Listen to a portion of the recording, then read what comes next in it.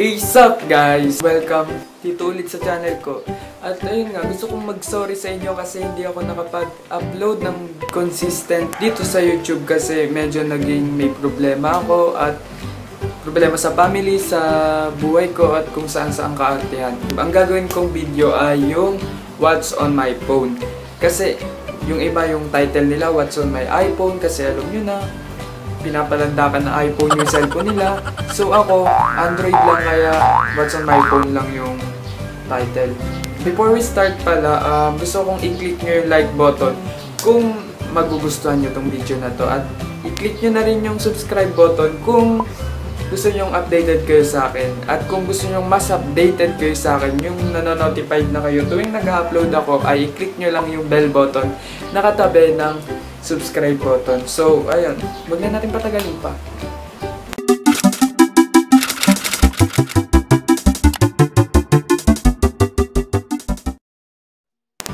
So, yung cellphone ko nga pala ay Samsung J7 2016. Hindi siya yung Prime. Ito, wala pa siyang parang fingerprint na kung anek-anek.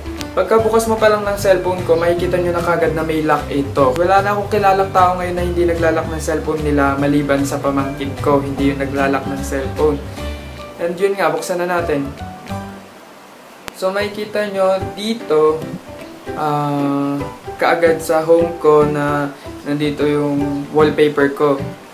Picture ko siya actually at inedit ko siya sa PixArt. Nas nilagyan ko siya ng dark na background. Ayun nga, kasi nalaman ko sa YouTube na, may napanood kasi ako sa YouTube na, pag dark daw yung wallpaper mo, hindi daw tumalakas sa battery ng cellphone. Pero pag matingkad daw, or yung mga pastel na sobrang makulay, or yung mga neon na sobrang kulay lalo, malakas daw yung sa battery kasi tumitingkad daw yung cellphone mo. Tapos, pagka-unlock ng cellphone ko, makikita nyo kaagad dito na may all apps, camera, settings, gallery, pati na rin yung kung anong time, kung anong date, ganon. So, yun nga, ito yung camera ko. At parang ang pangit kung tingnan dito. So, i-back na natin. So, ayun nga, pagka-swipe mo sa kabilang section nung phone ay makikita nyo na may nakaayos na folder dito. Hola Launcher yung launcher ko sa cellphone ko kasi nag-aayos na siya ng folder para sa mga application mo. Pero hindi ako nakontento doon kasi hindi naman talaga ako nakokontento sa lahat ng bagay. Inggitero ako eh. Ayun, inayos ko siya ng pang-sarili ko. Nilagyan ko ng pangalan at kung ano-ano pa. So, pinagandaan ko talaga tong video na ito para sa inyo. So, ayun nga guys, makikita nyo sa unang folder yung search document. Sa second naman yung mga important katulad ng HTML, viewer, tsaka yung PLDT Wi-Fi kung saan makikita mo kung malakas pa ba yung internet mo. Kasi hindi lang tao ngayon ang nanloloko, pati na rin internet. Niloloko tayo ng PLDT eh. Joke lang. So, yung third naman ay yung Google Settings, Drive, tsaka OneDrive. Ayun nga. Tapos yung fourth naman na folder ay nandito yung mga third-party apps katulad ng CleanMaster tsaka ShareIt. ShareIt, yan, mag-download kayo nan kasi sobrang ganda nan. At lahat yata ng kakilala ko meron ng ganyan kasi nakakapag-transfer na kayo ng videos kung anong-anong apps sa iba't ibang cellphone. Kahit sa iOS nga yung nag-prepare na sila parang Bluetooth. Pang-fifth na folder ay itong mga pang-pasok ko lang katulad ng Word, Excel, tsaka PowerPoint. Sa next na folder, nandito yung media katulad ng Viki, iFlix. Doon ako nanonood. Ewan ko nga kung ba't ko pinangalan ng media to eh. Pero ewan ko. Dito ako nanonood ng mga K-drama, Thai drama, China drama. Ewan ko. Tapos yung sunod na document naman, nandito yung shop or yung Play Store katulad ng Lazada, Galaxy Apps, OLX, tsaka yung Shopee.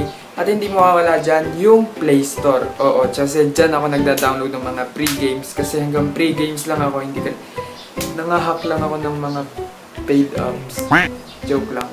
Tapos, yung sunod na folder naman na makikita nyo dito ay yung edit or yung record. Nandito lahat ng pang-edit ko sa mga videos ko, thumbnail ko, at kung ano-ano pa sa mga Instagram ko din. Yun na nga.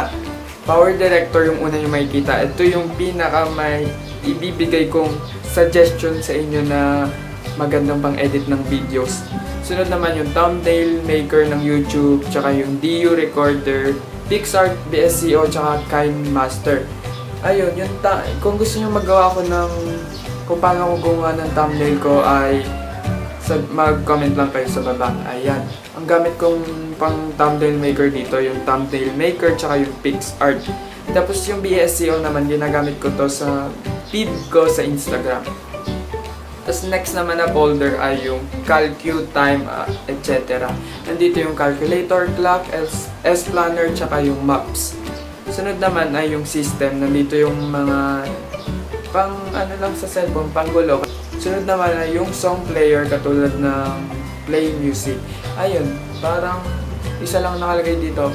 Lahat ng nakalagay dito sa song player ko ay ano lang yan, para sa YouTube ko lang yan. Mga background ko, mga ginagamit kong mga nakakatawang sound effect sa YouTube, yan. Ang sunod naman na document ay yung video viewer katulad ng video player ng Samsung, tapos Google Photos, Google Play Movies, tsaka yung VLC. Mag-download kayo ng VLC guys kasi kaya niya lahat ng format ng videos, kahit yung video pa ng iOS, ayan.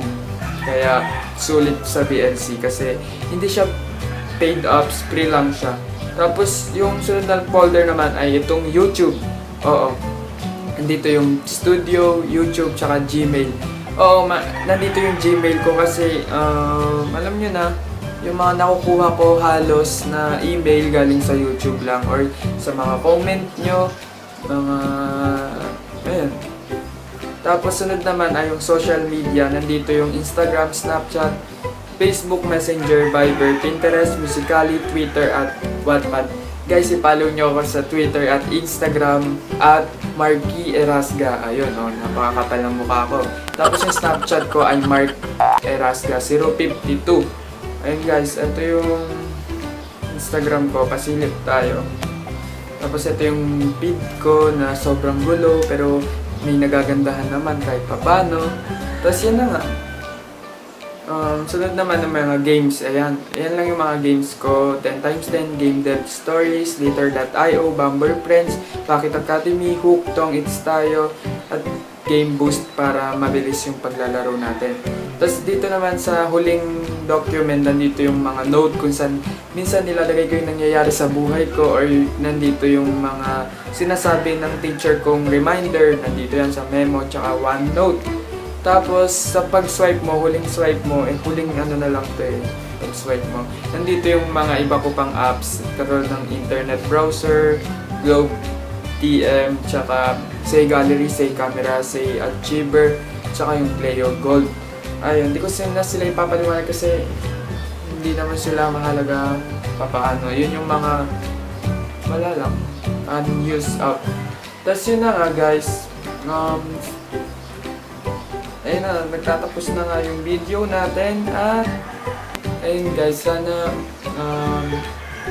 magbigay kayo ng suggestion na iba pa kasi wala nang pumapasok sa isip ko na idea at sana na-enjoy nyo to kasi ako na-enjoy kong magbahagi ng application ng cellphone ko.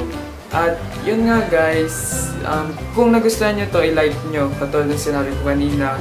And see you guys on my next video.